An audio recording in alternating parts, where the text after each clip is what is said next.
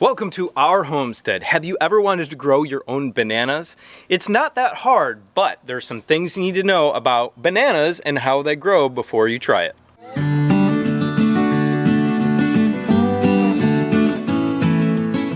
Today we're going to talk about how they grow, how our patch is doing, and how to transplant them into a pot and move them to a better location to help them to fruit. So banana plant is not a tree.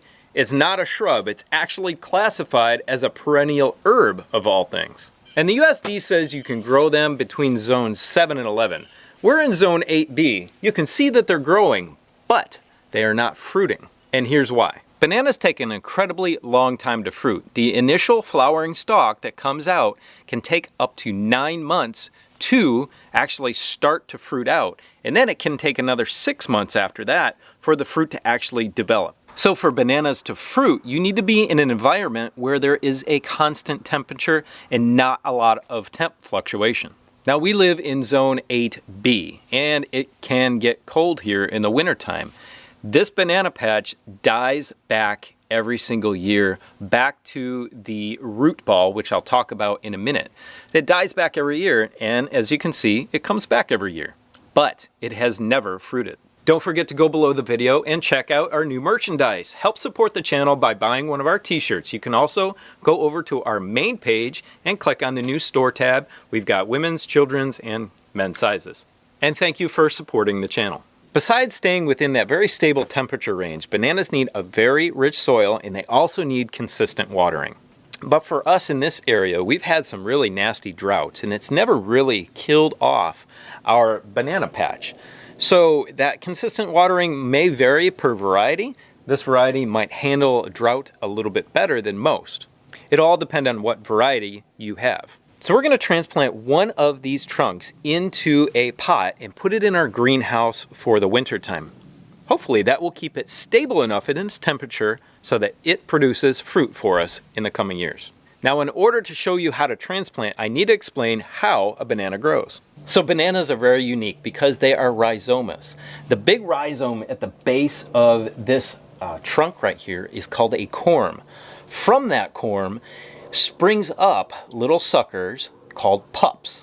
On the bottom of the corm, you've got a small, shallow root system. So these are actually very easy to transplant. And bananas normally do not like high winds at all. So when you're transplanting these or putting them at different places on your property, make sure that you don't get super high winds or they're located in an area where it's not going to get direct, super high wind. So for us today, we are actually going to be transplanting the entire rhizome at the bottom. Now, if you just want to transplant a pup, which you can do, you need to chop off with a very sharp shovel a portion of that corm at the bottom. And keep in mind, after you get your bananas to fruit, the mother plant or the mother trunk will die off. So the next plants that are coming up from the rhizome from the bottom are going to be your new mother plants for the next time. So in Houston, in zone 9, where we used to live, we did have banana trees and they did fruit. So by getting some of these bananas into pots and into our greenhouse, into a more stable environment, we're pretty sure that we're going to have bananas up here in zone 8B. So for everyone looking to transplant a banana plant or to buy a banana plant and grow it in a pot, you have to have at least a 15-gallon pot because these will grow quite big and they will multiply. So as time goes on, you have to thin out those little pups that grow up from that corm in your potted banana plant. If you don't do that, then things are going to get crowded out and they won't survive. And remember, you need to constantly feed them too. Now, we've never fed these because they are dropping their old leaves at the bottom and somewhat feeding themselves.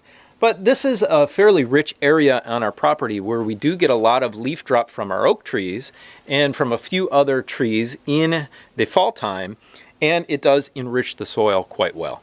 But now that we're going to a pot, we have to pay close attention to the nutrition for this banana plant. So we were going to get a medium-sized plant out of the ground here, and we are going to put it in this big 17-gallon tote right here. I've already got some fairly rich dirt in it.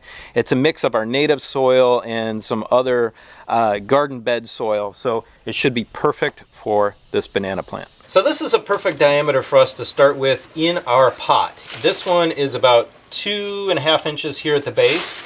I'm going to come out about 6 inches around the entire base of this trunk and just put my shovel straight down, all the way around, and then I'm going to put it in again and lift it straight up.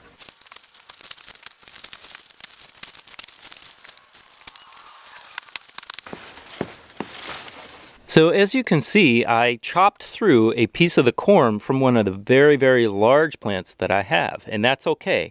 This one has started to develop its own underneath. I also got a little pup attached to it, and I'm going to leave that one there. Even though it got a little bit damaged, it should be okay.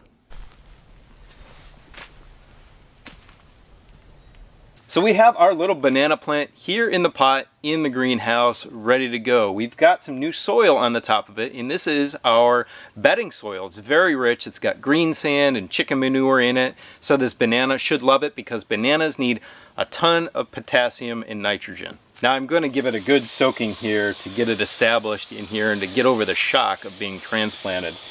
And hopefully in a few months we'll have some bananas. Now I want you to go check out this video playlist here, which has all of our gardening videos in it. Have a great day. We love you. See you next time. Bye.